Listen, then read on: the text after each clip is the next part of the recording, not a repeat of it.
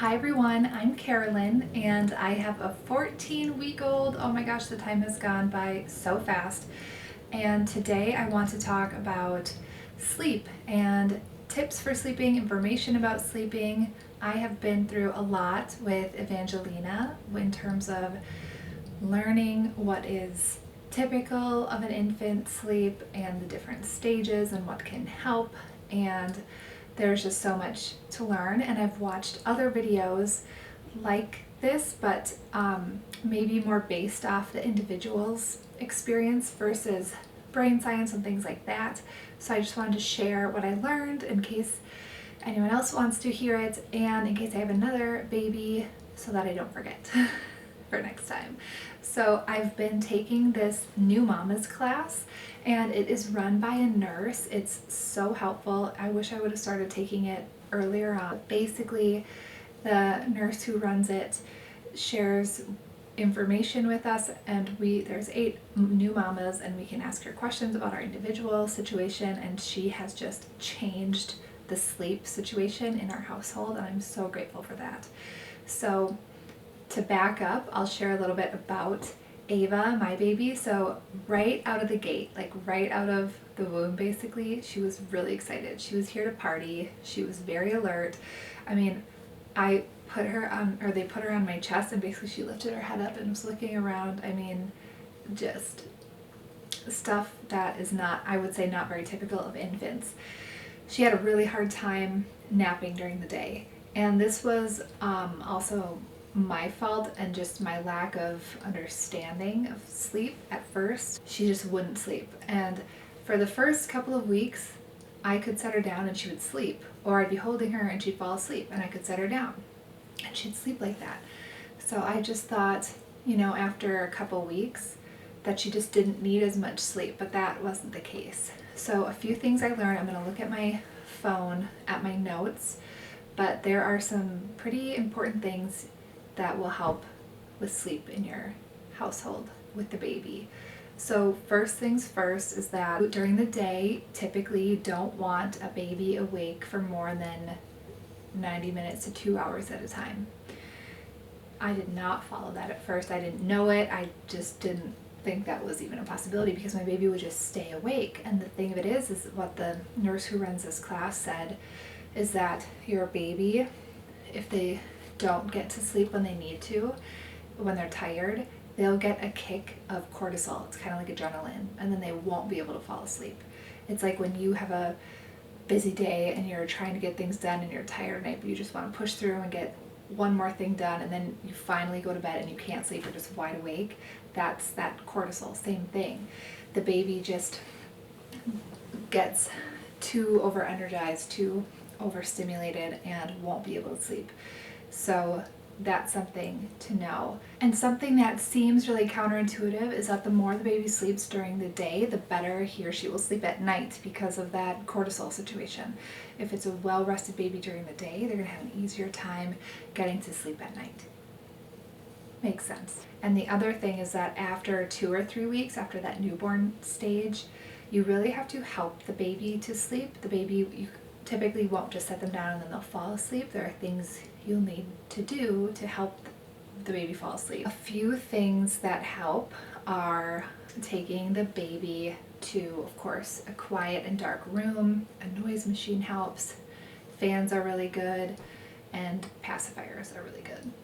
So our nurse in our class, Megan, she cited Dr. Harvey Karp and his 5 S's. So he talks about the 5 S's to soothe the baby and typically help get them to sleep. And one is swaddle.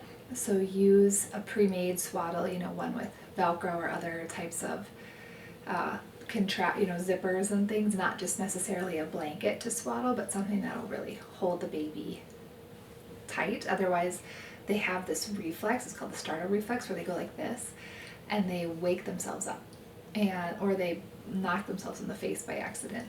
Things like that, because they don't really have control. Even though they can move, they don't necessarily mean to clock themselves in the face, but they do. Wake themselves up. So swaddle is a really good one to help the baby stay asleep. Another one is the swaying. So hold the baby and sway the baby while you're holding them. And once Ava is sleeping right now, but once she's awake, I'll show you this kind of sleeper hold. And the other thing you want to do is have her on her side. That's the third S, so a side position. And what I found is if I put her head here and kind of put her facing my bicep, it kind of closes at least one of her eyes. So then she is naturally beginning to get into that sleep mode when her eye is partially closed. So you have swaddle, side position, swaying. You want to also, if the baby takes a pacifier, the fourth S is suck, which is pacifier. Mine loves a pacifier, so that really helps her fall asleep. And then the fifth one is shushing. So in the womb, lots of noise is happening. The baby was hearing your heartbeat, was hearing liquid all around him or her, was hearing things on the outside, you know, in this world that you and I typically hear. So there's just a lot of noise going on. So if you can kind of the baby, it helps kind of block out the rest of the noise and is soothing to them. Once Ava wakes up, I'll try to show you the sleeper hold, the 5 S's, so that you can get a real good feel for what that looks like. I love you. I love you, baby. Are you very smiley? Are you very smiley right now? This is my little baby.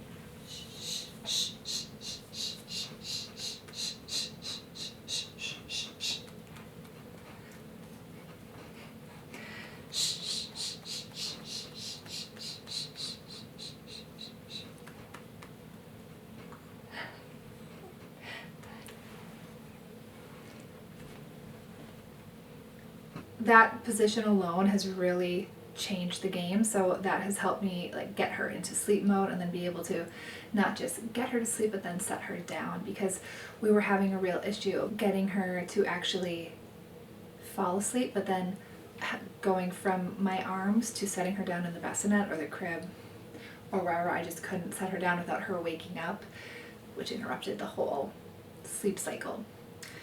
Not a good thing. Speaking of sleep cycles, the other thing that I found out that was really interesting was that there are different sleep cycles and different types of sleep. There's active sleep and then there's deep sleep.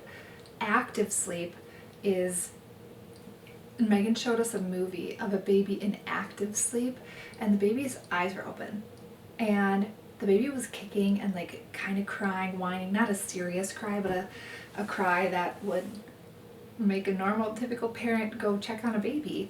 And so she said that this active sleep, the baby is still asleep even if they seem awake. And so you might hear them crying and you might want to go and touch them or, you know, check on them or hold them, pick them up, but you'll actually wake them up and disturb their sleep cycle. So this can last, that crying and moving and kicking and eyes open cycle can last 30 minutes. So if you can, try not to touch the baby unless you hear a real come and get me, come and help me kind of a cry, and you'll know the difference. She said sometimes it's helpful to not look at the baby to understand what kind of cry it is, whether to go in and check on the baby or not. And then the other type of sleep is deep sleep. That can last 15 minutes. So a full sleep cycle is about 45 minutes. That's why you might hear a lot of parents say, oh, she took a nap for 45 minutes. That's a good sleep cycle. You want the baby to have sleep episodes, especially when they're this young. They don't necessarily, if you say napping, it kind of means set them down, nap for a long period of time. But when they're this young, you just want them to get any amount of sleep because it can help reset.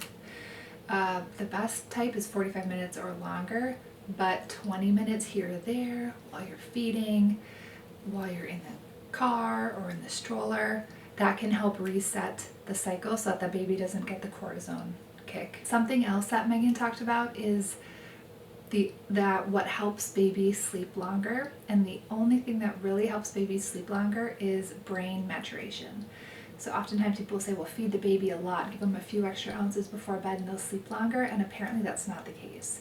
So the older the baby gets, the longer they can sleep, and that makes sense. I mean, first they have to get the circadian rhythm right. They have to understand the difference between daytime and nighttime. Some babies get that mixed up, and then they have to know when they have to just their brain has to process and be able to go that long of a stretch. There are 3 things that help mature babies' brains. One is breastfeeding. The other is skin-to-skin contact, where you hold the baby on your chest, for example, where, you know, either your chest is bare and her body or the baby's body is bare with just a diaper on. The dad can do this too, skin-to-skin on his chest, and it really just helps the baby in a lot of different ways. Brain maturation is a key item that it helps. And then the last one is baby massage, which I didn't realize, and some of the moms in the class have tried this and said it really helps calm the baby down before bed. So that is double win, I guess. So those are things you want to try and think about when getting frustrated. And for the first couple of months, the baby's need to eat really trumps the parents' need to sleep. So there's that, and you just have to get through it. We're just through it. That said, our baby just went from sleeping about a 5 or 6 hour chunk for her first sleep to now just 2-hour increments. So it's really typical for a baby to get to sleep 4 to 6 hours their first time going down for nighttime, once they get their circadian rhythm down. And then after that first big chunk, it'll be every hour and a half or 2 hours after that until morning that they wake up to feed. So finally, the last thing you might want to think about, getting your baby into a routine of sleep, eat, play. So the reason you want to do this is because the baby will go down, wake up, and need to eat right away. That's pretty typical. And then you have them play. What you want to get to is a place where the baby can go down back to sleep when they're sleepy but not totally asleep. This will help you be able to just put them down and not spend so much time actually getting them to sleep. If you get into a routine, and I'm talking about after the 3rd or 4th month basically, or whenever your pediatrician says it's okay, but if you get into a routine of nursing the baby to sleep, that just makes it really hard on the parent to always have to do that, and really hard on the kiddo to learn to not have to nurse and things later on. If you can put them to sleep, feed them right away when they wake up, and then have them play, then you want to put them down, you know, do the 5 S's, get them down, get them sleepy but not necessarily asleep, put them down, and then have them fall asleep on their own. That's the best case scenario. That said, I don't know if that works for everyone. My baby seems to need to eat more often than that. I'm not sure if that's just me thinking that, but she does cry a lot and does need to be nursed right before sleep. Sometimes even if she's just woken up and I'll feed her and she's nursing, she'll fall back asleep. So either we interrupted an active sleep cycle, or she's just want to be awake for 10 minutes only and then go back to sleep, and I think that's okay too. So she won't sleep for super long when that happens, but it happens. So anyway, those are some things that I've learned in this new mama's class, some really good sleep tips that I wish I knew sooner, and that have also changed the way we do things and have changed the amount of sleep we're getting during the day. I'm really tired, obviously. Yeah, I will try to link some things down below, some sources for you to find out more about the 5 S's, eat, sleep, play, and then brain maturation too, for more details. So with that, thanks for watching. Bye!